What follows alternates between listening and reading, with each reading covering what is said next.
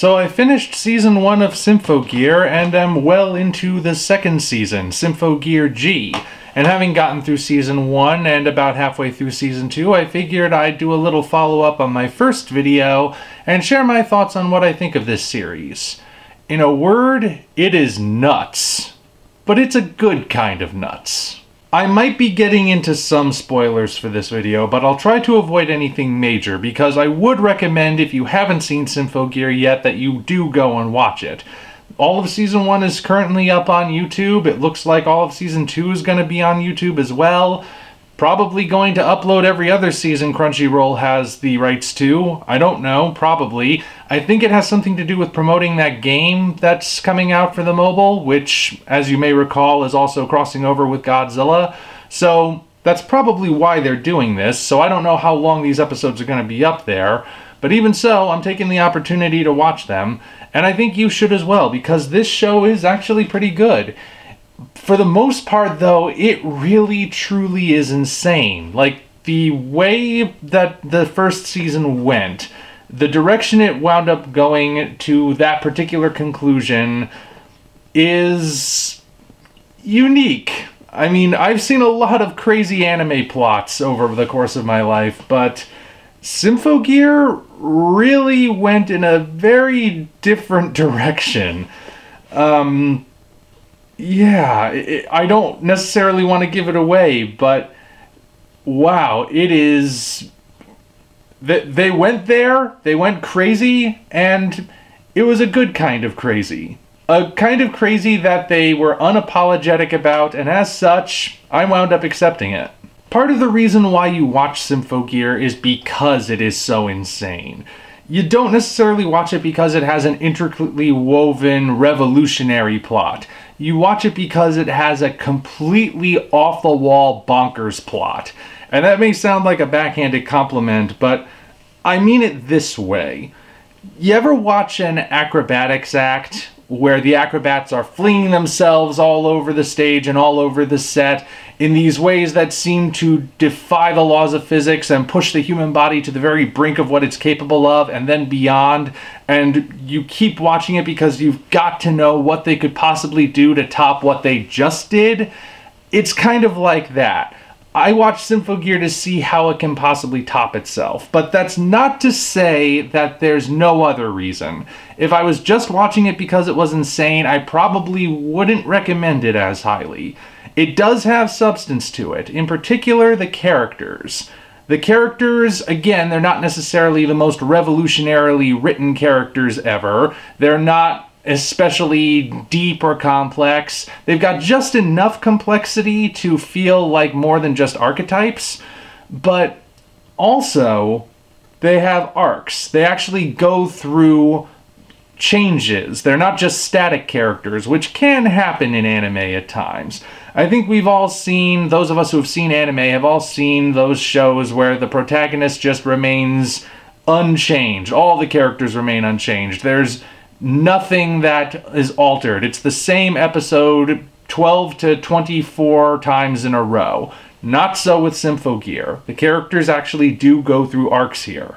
Just in the first season alone, we have 4 different arcs for our 4 female leads. Tsubasa's arc is about getting past the death of her former partner Kanade and accepting that she can open up to people again and that she's more than just a heartless soldier, and what her role in the greater world really is.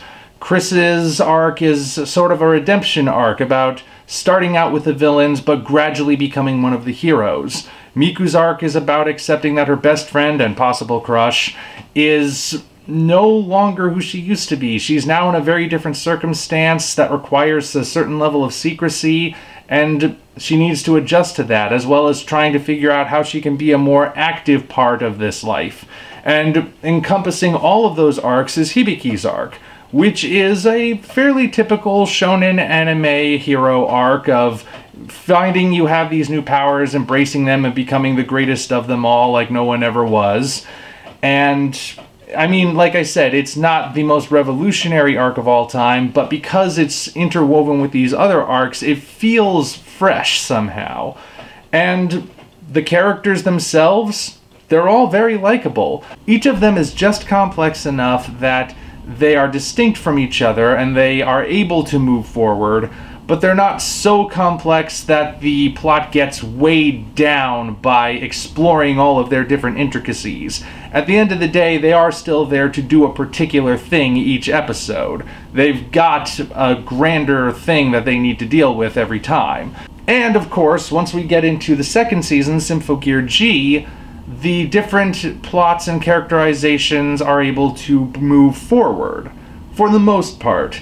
Symphogear G at this point is kind of walking a fine line where half the time it's recycling things from Season 1, and half the time it's expanding on things from Season 1. Like, for example, Chris's villain to hero redemption arc, that's been reassigned to our 3 new villainous Symphogear wielders, and you can sort of tell up front that's what's going to happen. But at the same time, Chris's arc for this series is sort of the inverse of Hibiki's arc from last time. Whereas Hibiki went from living an ordinary life to an extraordinary life, Chris is now transitioning from having an exclusively extraordinary life to finding a place where she can have an ordinary life. It's slow going for her at parts, and she's kind of resistant to it because it's so alien to her, but she's still going through that. So, like I said, second season kind of walking that line where half the time it's a retread, half the time it's a natural step forward. So I don't know how it's going to turn out at this point. I'm only about halfway through. But the way it's currently going, I think it's going to continue to be a good series. I think it's going to continue on the trend of following through with its arcs, bringing everything to a satisfying resolution, getting the characters to a different place than they were when they started, and, well, that's just about all you can ask from any well-told story. And a really well-told story will go above and beyond, and add something a little extra, you know. Symphogear's Extra Edition is to be completely backguano insane. So overall, Symphogear is a very good series. I don't know if I'd count it in the same category as something like, say, Full Metal Alchemist or Cowboy Bebop, the shows that are on a whole other level and regarded as really artistic or especially complex. It's not quite to that level. I'd say it's more in the realm of Code Geass sort of thing, but at the same time, I will say that it's still very enjoyable. It may not be especially complex or thematically rich, but Symphogear is also the most fun I've had watching an anime series in a very long time. And especially in this day and age where people seem to have forgotten what escapism is, Symphogear is hitting just the right spot and providing that for me. It's fun, it's off-the-wall insane, it's got good characters I want to keep watching and see where they go to. It's just a good time overall. And I would recommend it. As far as series that could possibly cross over with Godzilla in any medium, a part of me is kind of glad it's this one. And I'm glad that discovering that crossover existed in the first place got me invested enough to actually look into this series and figure out what it was. So yeah, I would say I'm definitely a Symphogear fan now. I want to keep watching this series. I want to revisit it and see if maybe there is more beneath the surface than I might get upon just my initial viewing. I mean, I don't know if there is, but I'd still like to see. And even if there isn't, I still am having fun with this, and I'm gonna watch it for as long as the episodes stay up and as long as they are being uploaded. And I'd recommend that you do that as well. Not shilling for Crunchyroll or anything, I just genuinely think Symphogear is a good show. If you can accept how ridiculous it is, and you can accept that it can waver between being just straight up weird action and then going into oddly dark and horrifying territory on occasion, then I think you're in for a real treat.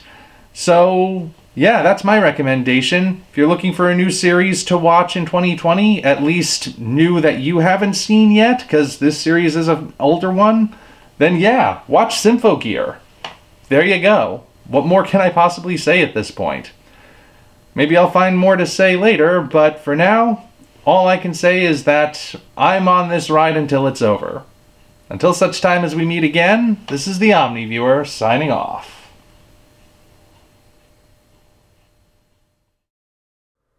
If you enjoyed this video, be sure to like it as well as subscribe to the channel for more content of a similar nature.